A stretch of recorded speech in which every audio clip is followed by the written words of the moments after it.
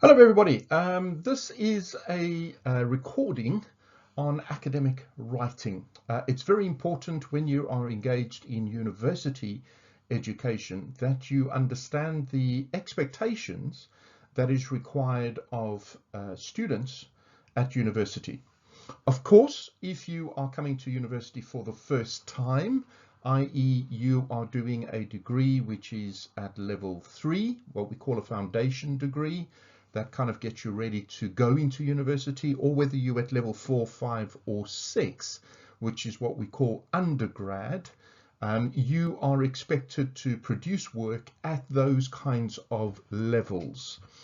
When you get to postgrad level, so this is returning to studies having had an undergrad degree, the level goes up a gear. And what is required at level 7, even though you're working your way towards that master's or MBA or MSc or anything like that, what's expected at a university level in terms of the quality of the work that needs to be submitted needs to be at level 7. Quite often I meet with students and they say to me, I don't understand how I got a particular mark, because I always get good marks. And then I say, well, give me an example of this mark. Well, last year, and they mention a previous level. We have to have a realistic expectation that different levels require a higher level of academic writing. This is university after all. So what you can expect in this particular session is getting you ready to produce work at that level. So welcome to the module on academic writing, how to succeed at postgraduate level. And I'm just going to run through some of the basics, particularly if you may be returning to studies, you've been out for a while, just refreshing your memory in terms of that kind of academic writing and what's expected at postgraduate level. My name is Dr. Trevor Gerhardt. I've been working in higher education for more than 10 years. And I'm an external examiner, so I look at other universities applying this kind of rigor and qualifications. We'll go through all of that in a minute. So a little bit about me in terms of my background. I have worked in a number of universities for more than a decade. I've worked at undergrad level, I've done foundation degrees, I've worked at postgrad level, and I supervise at PhD level as well, which is the highest level of academic writing that can be expected. And so I am extremely qualified and aware of what is required. I'm also an academic, so I publish in academic journals. Again, I'm also an associate editor for a journal, so again, I analyze other academics who are looking to publish to see whether their papers are reaching those particular standards. I am very aware, therefore, of what is required, and I hope that some of my tips will help you to be successful in your studies. So the key aims that I'm going to try and address in this particular session, which is really just to support you in your academic studies. Number one, we need to understand the principles, concepts, differences, and approaches in academic writing. I'm going to show you the key difference. Quite often what we shift from when we leave school to go into university, there's a difference in that kind of writing. There's a difference in general writing. Let's say you keep a journal on a regular basis. Journal writing is very different from academic writing. There's also different tasks and ideas that are required depending on what kind of modules you're studying, depending on what kind of degrees you're on, whether you need to produce an essay, whether you need to produce a report. They look different, and I'll go through all of that with you. Also, the different levels require a different level of academia, and also the quality of the scholarship, the reading that you are doing and the way in which you use that reading to support your arguments. That also goes up a gear depending on which level you are studying. Again, I'm going to go into that. Therefore, we will start with addressing assessments. Every single module you do will have assessments at the end where you are demonstrating your understanding and knowledge of that particular module. Now, it's not just about regurgitating knowledge, right? I can teach a parrot to repeat back to me Porter's 5 forces and the pestle, or lesson structures or something like that. But it doesn't mean the parrot understands what it's saying to me. Academic learning, academic knowledge is not just about repeating theory that you've studied. right? I.e. you get the right definition. Now that's all important. I'm not saying we don't need that, but what's really important is that you understand how to apply that. So again, another really good example, I can look at videos about riding a bicycle, I can read the theory of balance, I can do all of that kind of stuff, but at the end of the day, I need to get on a bicycle and I need to do it. And then all of a sudden I go, wow, okay, I understand all the theory, but the actual practice of this theory is a lot more difficult. You've got to figure out balance. Now, in a lot of academic subjects, particularly when it's related to work, so work-based learning, which is my specialism, it's about understanding how this knowledge applies in a real-world context. How do we apply this when I work in different constraints, when my boss is not giving me freedom, is micromanaging me? How do I apply the theory in different contexts? And this is the really important thing, particularly at postgrad level, is how you are able to take the general theory and slightly manipulate it to be applicable in your context. And we want you to demonstrate that. Don't be a parrot. Be somebody who rides a bicycle. Okay, so we'll get into that in terms of addressing that module assessment. You know, what are we trying to get you to show us, to demonstrate? Therefore, the two most important things that come out, particularly at postgrad level, is your level of criticality. How are you showing a level of criticality in terms of what you're selecting from all the stuff you've learned and how you showcase that in terms of your understanding, but also how you apply that in different contexts. And then secondly, very importantly, what informs you? You weren't born with all this knowledge just in your head. You're learning it. You're sucking it up. You're soaking it like a sponge. But you need to show us how you know what you know. You have to cite the reading. Now, you cannot submit a piece of work that has no readership, we call it scholarship, that has no sources. You have to demonstrate the application of academic theory in practice and show us what that theory is. You must cite, you must show us the sources. Now again, at postgrad level, it's the level of that kind of scholarship, the quality is really, really important. Not random weird websites, but proven, good, reliable scholarship that informs your practice. And again, I'm going to give you some tips on how to do that. So that's what we're aiming to achieve here in this particular module or this particular session on academic writing. Okay, so let's start with some definitions. This comes from Johnson, who writes on academic writing and so forth. You don't need to read the books. There's lots of free resources online. We'll come to resources towards the end, but I'm just showing you where I get some of these kind of things. And I'm acknowledging as well what's informing this. These aren't my ideas. I've taken them from Johnson. What I've just done here is avoid plagiarism, right? Plagiarism is what we call intellectual theft. So this is when I give you ideas as if they're my ideas, but actually those ideas came from somewhere else. And if I don't acknowledge that somebody else, I'm guilty of intellectual theft, which is called plagiarism. It's a big problem in academia. You must cite your ideas. You weren't born with these ideas. You're demonstrating the theory. Tell me what that theory is. Cite. You must use sources. So academic writing is different in form, the way in which it looks, and function, what it seeks to achieve, from what's called creative writing or prose. All right, creative writing, you would find this in blogs, newspaper articles, when somebody writes a play, keeping a daily journal. That's prose. Okay, you're writing in a particular way. The form, it's very descriptive, lots of adjectives, a lot of emotive language, and the function is to influence the other person who's reading it and to provide some kind of details, right? You're transmitting information.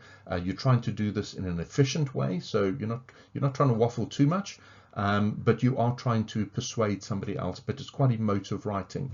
Academic writing is the form is very different. There's a lot of criticality. There's a lot of theory inside the writing.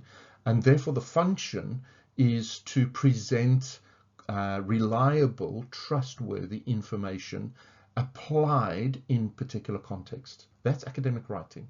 And the key bit here in academic writing is the sources. Prose or creative writing doesn't reference. They don't have citations. Academic writing has that. One of the key things that you need to do is you need to get yourself into the world of academic journals they follow what's called academic convention, the rules of the game. And you have to learn to produce work applying the rules of the game, right? If our game is football, you can't come onto the field and start playing rugby. It's not the right rules of the game. And this particular session that I'm doing with you is to make those rules really clear and explicit. So as part of this session, please do go and have a look at some of the resources that I will show you. We'll load up some articles as well, journal articles. We'll give you some links in terms of open access articles, so you don't need an account to see these, but it will give you an example of academic writing. Look at how they quote the scholarship. Look at how they inform their writing through the scholarship. You must have sources, you must. And at postgrad level, it's about the amount of sources and the quality of these sources. But we'll come back to that a little bit later. Okay, so let's, the form, right? There's two key forms in writing. Now, of course, in academia, in academic courses, you will also be required potentially to do presentations, whether that's live or recorded. Now, again, the presentation is not in a form where you're trying to do a YouTube channel or you're trying to do a TikTok video. It's about academic presentation. So again, being very clear about how you're being critical with the theory that you are using, and being very explicit, being very clear, what is the theory? So again, talking about the scholarship, showing how you're applying the scholarship, showing how you're being critical in the way in which you are manipulating or tweaking the theory in your particular context. Very important. But in terms of written form, there are two particular key ways in which in writing we represent academic writing. The first one is business reports. Now, business reports relies on data, it relies on research. So you are reporting on something and you're providing details. Think about a news reporter, right? If they're reporting on the US elections, they're giving you data. They're telling you, how many people are voting for candidate A, how many people are voting for candidate B, what's the process so far, they're using data and they're reporting on something using a whole lot of data. That's academic reports. Quite often it's based on research reports. You can also do a business analysis, which means, again, using statistics, using corporate social responsibility league tables, these kinds of things. Those are reports. An essay is where you are arguing an idea. So you might suggest that a change in policy has actually changed the political structure in a country, and you don't think that political change is actually leading in a good direction. So it's a kind of it's the discipline of political science, and you are writing an argument. Now, again, the argument isn't just a whole lot of prose, like somebody on a blog who's just kind of venting, they're giving their opinion. The essay is still substantiated and supported by scholarship, right? You're talking about, I don't know, Foucault's idea of domination, and you're applying that theory in your argument. But they are the key two differences. Now, the purpose of a report and the purpose of an essay are very different, and the way in which you write them, the form, is very different. So on the left-hand side, you can see that a report quite often has an executive summary or an abstract. It has a table of contents. You'll often have tables and figures. You'll have a reference list, and you will have, quite often, you'll have appendices, those kinds of things. An essay doesn't have a table of contents. It has just an introductory paragraph, a main body, and a conclusion. There are no reference to research methods, figures, tables, anything like that. Of course, again, you will have some references because you've cited scholarship within the essay. Very, very different forms, but both of these will include scholarship, reading, right, and of a high quality, something that can be trusted, not necessarily blogs or some random websites on the internet. So again, when you are doing your assessments, be very aware of what is required and therefore what the form of that piece of assessment needs to look like. Again, Google, there's loads of examples of what these kind of things look like, and you'll see examples on the internet.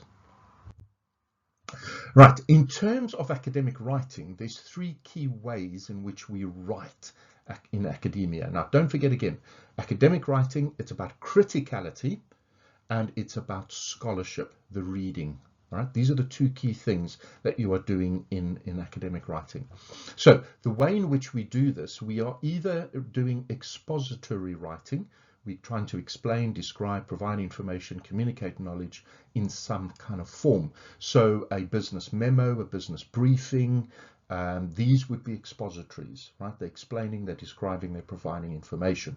The next one is what's called persuasive writing. So you're trying to make a case for or against an issue. You're using concise, objective language, so it's backed up by scholarship, not by emotion, and sound reasoning. And reasoning here is very important. This is the criticality again, right? Avoiding logical fallacies, circular reasoning, building a straw man to burn it down, these kinds of things. It's persuasive writing. Quite often, an essay is using persuasive prose, persuasive writing.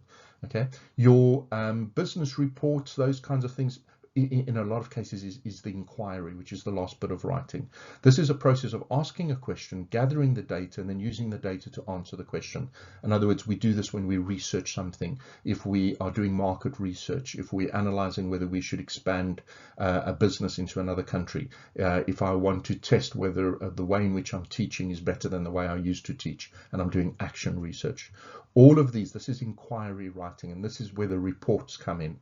So your essay, definitely persuasive writing, your reports, definitely inquiry writing. All the other kinds of formats, briefings, memos, those kind of things, would most likely be expository writing.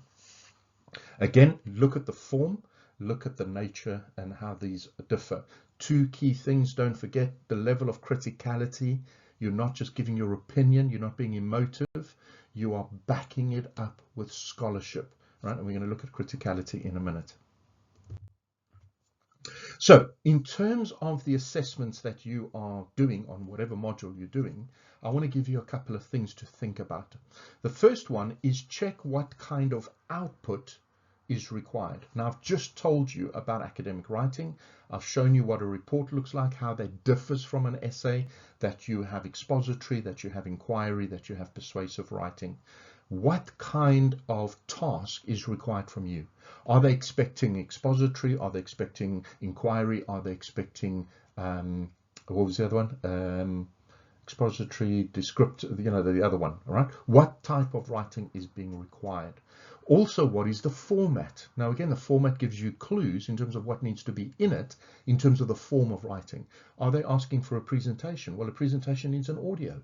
If the presentation needs to come with presentation notes, which is at the bottom of the PowerPoint thing, have you got notes, right? Look clearly at what is required and make sure that whatever it is you're producing is exactly what is required, right? One of the biggest area where students fail in assessments is they just haven't answered the question. They haven't done the task as it is required. Now, quite often you're given guidelines, you're told how many word count is needed, you're told exactly what needs to be in that word count, and students still ignore that. I don't understand, right? You're literally ignoring how to do things. So check the format. Is it a presentation? Is it an essay? Is it a report? Is it a memo? Is it a briefing document? And make sure you follow the form and function of that type of writing. Two things, make sure you're being critical, make sure you have scholarship, right? Criticality, scholarship, criticality, scholarship. You have to have that no matter what the format is. Those two things have to be in it, right? That's academic writing. Right, so that's point number one. Check the kind of output that is required. What is the type of writing that is required, or is it a presentation, or is it writing? Check that you provide all the components. Sometimes a task one for your assessment, is broken down into two different things. You need to do a presentation and you need to do a memo with the presentation. Now, the presentation clearly is going to be a PowerPoint with an audio, and the memo is a written document. Memo, again, is expository writing, right? You're describing, explaining, providing information. Again, you must have criticality and scholarship in both. You must show the sources. Okay, so check that what the task is, particularly if it's split into different parts. Have you provided all the various aspects that is required in terms of the assessment? Finally, check that you cite from the reading in the module. Make sure you're using that reading and make sure that you show application. Don't just, make generic statements. Yes, that might be true in general, but how is that true for this particular context? So I don't know, let's just say I've been given a case study and I need to address, a company in Johannesburg in South Africa. What's the context that makes South Africa different from particularly my context where I am? If I live in the UK, but I'm looking at having to address something in Johannesburg, how is Johannesburg different from the UK? Don't make general, vague statements. Show application. And in all of this, you must cite the reading that has been used in the module. Show the lecturer that you're reading the stuff that's been given. You're reading the core text, and you're using the core text to explain, to substantiate, to support what it is you're writing. Criticality, substantiation, the scholarship, right? Criticality, sources. Criticality, sources. Finally, again, check that you are doing what is required. If they've asked you to write a memo of 500 words, don't write 250. You've written half the words that are required, you're going to get half the marks. And that's if the half you have written gets full percentage, right? Look at those kinds of details. If they expect you to write 500, write 500. Don't just start typing, plan your writing. How are you going to structure things? I'm going to show you structure in terms of writing in a minute as well. Look at how much it weighs, okay? If something is 10% and something else is 50% in terms of the overall weighting, clearly you need to put a lot more effort into the 50% than you do in the 10%. Don't go over the 10% word count and go under in the 50%. The weighting has a huge impact. Now, if you just have results which is pass and proceed, again, just look at the word count, which then gives you an indication of how much you need to write. But it's really important that you pay attention to these kinds of details. Also look at the marking criteria, all right? All kind of assessments normally have marking criteria. They tell you what is being looked for, the level of what's looked for, the level of criticality, the level of presentation, syntax, citations, reference. This is the kind of criteria that is used when the assessors, the markers, are looking at things. Make sure that your content matches what you're aiming to achieve. Quite often when I supervise research students, I always ask them, so what mark do you want? And they're really surprised by that. And I'm surprised by that, because if you aim at nothing, you're going to hit it. Are you wanting to get a 50, or if you're getting percentage results, do you want to get 50% or do you want to get 60%? Now, the criteria for 50% is different to the criteria for 60%. So look at that and understand clearly the quality of your work, so that when you get a result, you're not surprised and upset. Right? You are clear about the expectations. Do have a look at these kinds of details. Right, so I have mentioned there's two key elements, particularly at postgrad level. The first is criticality, the other one is the scholarship. So let's go into criticality. What is criticality? Well, this is a definition from Jennifer Moon. Again, you'll find some resources as part of this particular module, and you can go through that in terms of criticality. Critical thinking is a capacity to work with complex ideas, right? A parrot just regurgitates. Riding a bicycle, that's different, right? Different speeds, different terrains. You've got to work with complex ideas. You've got to adjust. Whereby a person can make effective provision, manipulate, adjust of evidence to justify a reasonable judgment. So I might do this in this circumstances, but these circumstances, that won't work. That's criticality. All right, you're able to adjust your thinking in that way. The evidence, and therefore the judgment, will pay appropriate attention to the context of the judgment. So this is when a student says to me, my marks have always been great, and I say, at what level? They say level 4, and I'm saying, but we're working at level 6. They are demonstrating by arguing with me actually that they haven't developed criticality. They've not realized the context is different. Therefore, you've got to apply different standards, different sets of procedures. That's criticality. Now, when an author writes something, they are writing from their perspective and their context. Now, that doesn't mean I throw the baby out with the bathwater and I say, well, I'm not going to take anything that's written with any level of credibility. No, of course not. These are professionals. When I write something, I know what I'm talking about. I didn't buy my doctorate. I didn't buy my professorship. I've worked very hard to get to the stage of life where I am, particularly in my expertise in work-based learning. But all of those perspectives are still encapsulated in my background, in my context. So when you read, be a critical reader. What does this mean for me in my context? Apply that criticality. Or if you have to apply the theory in general to another context, understanding a company in Johannesburg in South Africa, apply the differences in terms of that context. Okay? It's how you will apply appropriate attention to the context of the judgment. The fully developed capacity to think critically relies on an understanding of knowledge. So we have to have that knowledge first. That's why I said the knowledge does matter. It doesn't mean, the parrot does need to understand the knowledge. I'm not saying throw that out. We must have that knowledge. It's a foundation, all right, as constructed, but we have to then relate it to the context. That's criticality. And it is not possible if the knowledge is not there, right? We can't build on a foundation which doesn't exist.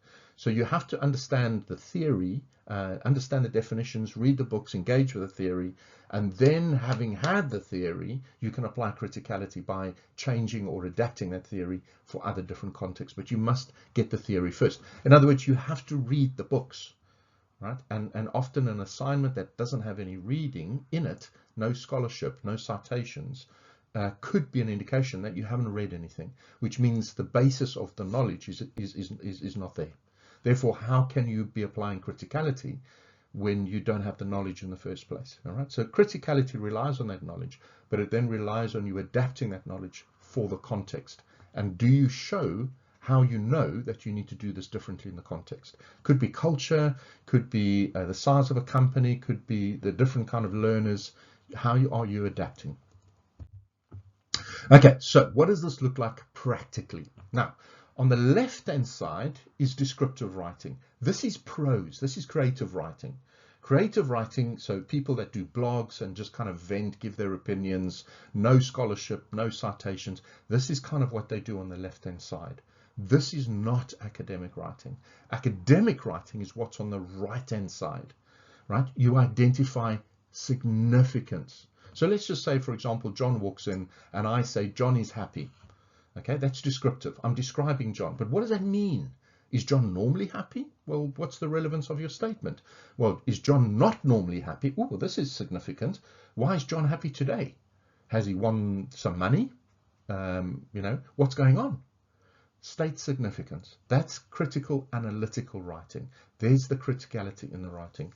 You evaluate, you weigh things, you reason with judgment, you argue, you show the relevance, you indicate what is best, you identify something as appropriate, you identify something that's important. Again, you weigh up the importance, you give reasons, and you back those reasons up with scholarship, with reading, you evaluate. You give, again, importance, you show relevance, you draw conclusions. You can see here, all of this is about judgment. It's about application. Okay, you've now got the knowledge. You understand the knowledge correctly, accurately. You're now going to apply. And that's critical analytical writing. How do you know that works in that context? Well, yes, I know the textbook said that this is good. Human resource management needs to do this to motivate people. But how do you know that's motivation for that particular group of people in that particular country, in that particular culture?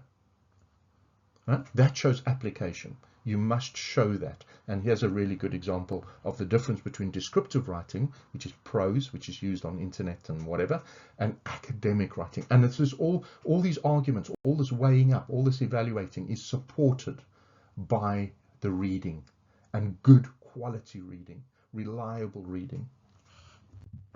Okay, so the way in which we present these evaluations, this writing, this criticality, is we use writing. We use paragraphs, we use sentences.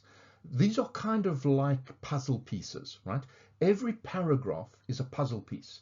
And as we put all the paragraphs together, they create a section. And as we put all the sections together, they create the overall picture. When I read something that is produced in terms of academic writing, I can clearly understand the direction in which the author is pushing me. They have an agenda. When I publish, I have an agenda, and I build that agenda up in the writing, the way in which I, tackle each issue in each paragraph. So the way in which we do this paragraph by paragraph, and this is particularly relevant in reports as well as essay writing, is we always start a paragraph with a topic sentence. So this paragraph is about this. So this is the idea that I'm going to unpack, where I'm going to weigh in, where I'm going to evaluate, where I'm going to make judgment, right? I tell you what that topic is, topic sentence. I then, bang, come in with all the arguments, the weighting, the judgment. Now you'll notice, look at the slide. There is economy 2016. Look at 50 to 80%. There's data. It's not opinion. It's not emotive language. It's facts. Facts from the economy 2016. Next, 20% of the world's oxygen supply. Smith 2017. Because how else would you know 20%? How else would you know that? You must show the evidence. Otherwise, it's intellectual theft. Furthermore, look at that word, furthermore. And then again, in 2015, there was 6.36 million tourists. How do you know that? I got it from Jones, 2015. And all of these bits in the paragraph are all adding to the Amazon rainforest damage argument. Now you've hit me with the judgment, the evidence. It's been supported by good, reliable scholarship. So now you can conclude the topic idea. The devastating effects to forestry and tourism cannot be overstated. That's not a subjective statement. You've proved all of that. You've built up to that statement. You've concluded the idea. That's one paragraph. Now, bang, going to the next paragraph, the next paragraph. And so you build your argument, you build this judgment, you build this evaluation through the way in which you are writing. I'm giving you a link there to a particular academic who publishes all these kind of helpful resources on LinkedIn. I got this particular page from their post on LinkedIn. Again, you know, add these things to help you to be successful in your academic writing. This is really good stuff, right? Dr. Priya. Again, notice the criticality, how the argument is being built. Notice the judgment, the evaluation, the weighing things up, but notice the scholarship. You cannot give a paragraph where there's no sources. What's your argument based on? It's not academic writing where there isn't sources. You must have the reading. You must have scholarship. Now, the way in which we're writing, we're connecting sentences, we're building an argument. You noticed in the example beforehand, there was the word furthermore. Those things are called transitional phrases, right? And the way in which we write, particularly if English is not your first language, is really tricky because we need to connect these sentences in such a way that there's a flow in the argument. Now, there's lots of resources, again, available. You can use AI tools such as Grammarly. Grammarly helps you to kind of do that. Once you've written something, you can ask Grammarly to improve it for you. That's fine, right? You're not using the AI tools to produce content. You're using the AI tools to improve the content you have created. Now, here's a really good resource by the University of Manchester. It's called the Academic Phrase Bank. On the left-hand side, these are the various topics. If you want to be cautious, if you want to be critical, if you want to compare and contrast, it gives you sentences. So when you click on that, it then opens up a whole lot of other options. You click on that and it literally gives you examples of sentences that you can use in building up your paragraphs. A really good resource. I would strongly encourage you to look into it. If you Google Academic Phrase Bank Manchester, it will come up on Google. It's free. You can get access to it and you can use it as a really, really good tool. Another really helpful source to use is, I said that every single time you cite something, you must support that with the scholarship. But that means you have to cite things properly according to convention. You've got to play by the rules. And then everything you cite in the main body has to be in a reference list. You cannot have anything in the reference list that you've not cited in the main body. Okay? And you can't have things in the main body that you're citing and then you don't have a reference list. The two are connected and they feed each other. But the way in which you cite is very different to the way in which you reference. A citation is the support that you put in the main body, right? You've written a paragraph and you've put in the reading that supports this argument. That's called a citation. Now, on the right-hand side of the screen at the bottom, those are the three ways in which you cite. And I'm using Harvard referencing format here. You either say, blah, blah, blah, blah, blah, blah, 20% of tourists, blah, blah, blah, blah. Now, again, you got this from somewhere. Don't be guilty of plagiarism. Show me where you're getting your information from. Bracket, and then you give the author's surnames and the date. Now, normally with Harvard referencing, 3 or more authors, you can then use et al, right? So you'll have the first author, the first surname of the author, et dot al dot, and then the publication date. If you have 2 authors, 1 or 2 authors, you put both the surnames, as you can see on the screen. So this is what we mean, like it's an indirect reference to the reading, right? You're saying something, but you're showing me where that came from. This is where I got it from, right? You're backing it up with the reading. It's indirectly done. You could quote. So you use quotation marks. You literally copy it correctly as it is stated in the textbook. You close the quotation marks. Again, you show me the authors, the publication date, but you must provide the page number. So this is so that whoever's reading the document can go and check that. They can go look for themselves, right? Only direct speech needs page numbers. Sometimes if you're providing very specific data, so again, somebody wants to go find that data in the book, it's helpful to give them the page number so they don't have to go through the whole book to try and find this particular graph or data or something like that. Now, very importantly here, you've got to be very careful with quoting, right? Too many quotes, it means you're allowing the other author's voice. I don't know what you think, right? Remember, criticality? You are weighing it up. You are evaluating. You are putting together your argument. Now, if you keep quoting everybody else, you're allowing their voices and not yours. So paraphrase, right? Rather than quoting over and over again, what do you think this means? Right? Be a critical reader. What do you think this means? And then write that in your own words. That's called paraphrasing. Again, there's loads of tools online to show you how to paraphrase. Go onto YouTube. There's videos to show you how to paraphrase really effectively. Now, if you do paraphrase, you're doing what is number 1 there in terms of the citations. If you quote directly, that's number 2. Now, what should you quote? Right? Martin Luther King, I have a dream. Right? Remember the speech by Martin Luther King, the civil rights movement leader in America. Now, to paraphrase that, you lose the power of that statement. We know I have a dream is Martin Luther King. I can't, one night when I was sleeping, I had this particular vision, right? And I don't know whether you're talking about Martin Luther King anymore, right? There's certain things that just need quoting. Let's make America great again. Who said that? It's Donald Trump, right? So to paraphrase that, I lose the power of that statement. So those kind of things you quote. But the other things you can paraphrase, right? Be careful with using too many quotes.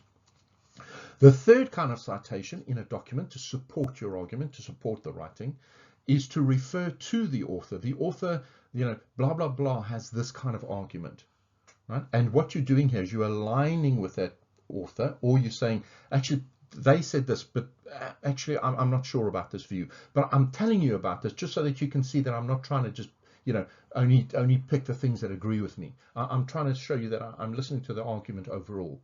So you would use things like according to the authors, they argue. Now, it's indirect speech. You're not quoting them directly, but you're saying according to. You're referring to the authors. Therefore, they are outside of the brackets.